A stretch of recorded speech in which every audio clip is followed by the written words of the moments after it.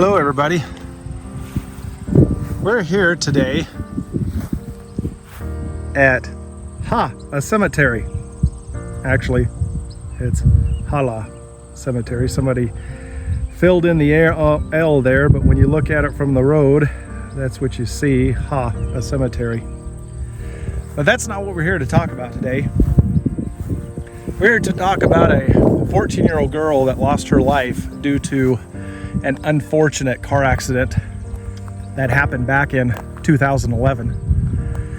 Mackenzie Lown, spelled L-O-W-N. Sorry, Mackenzie, if I mispronounce it.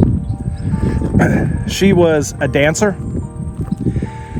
She was a runner. She was somebody that was full of life. And she was a churchgoer in her local Catholic church. She brought a lot of fun. She was the life of the party, according to a news report that I read. And she had just gotten into high school. Like I said before, she was 14. And on the way back from a cross-country practice in another town, her and 4 other people were in a car, and the young man that was driving, his name was Zachary Swanka, was driving 100 miles an hour according to state troopers. Well, that's what they estimated, in a 55-mile-an-hour zone, showing off. And he was going around corners at those speeds, and everybody in the car told him to slow it down. And he laughed as they were scared. They were scared by what he was saying. And he ended up hitting a minivan when he didn't make another corner. And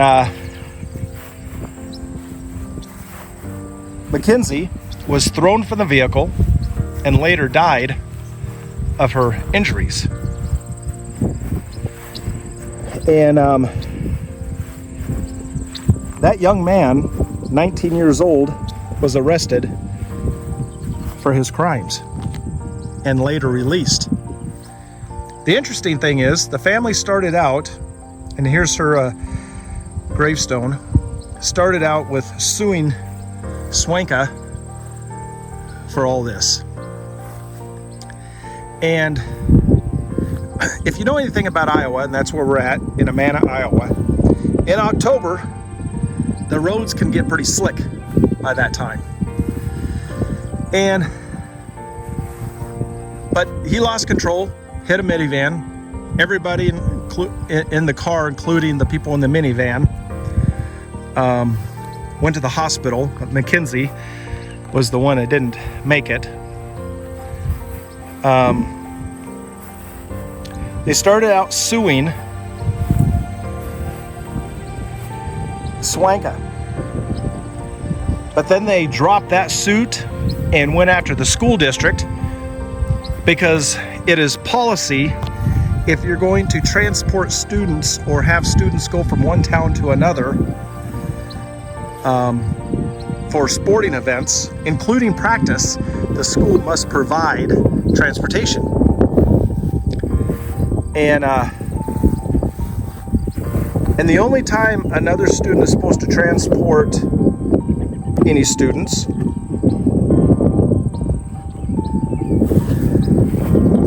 these are letters to Mackenzie. People have written, most likely. Gonna leave those alone.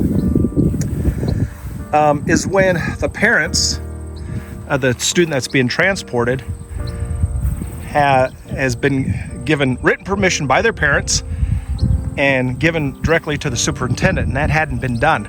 In fact, the school hadn't even offered it. And so, as of right now, I don't know how that ended up, but that won't bring Mackenzie back. But I'm assuming, since it's been about 13 years since that's happened, and the size of this headstone, because they were suing for burial expenses and pain and suffering and loss and everything that they definitely deserve and more. But by the size of this headstone, it looks like they won. But it definitely will never bring Mackenzie Lown back. I just happened to stumble across this when I was doing my tour of the Amana colonies here in Iowa. And me being a licensed intern funeral director and a licensed cremationist, and having a great respect for this profession.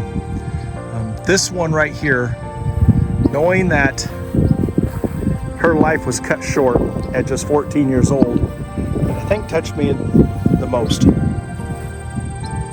You can see by her smile that she was definitely a bright and funny young lady, very talented in dance and very talented in cross country. Mackenzie, we definitely won't forget you, and you're definitely in the hearts of those who knew you.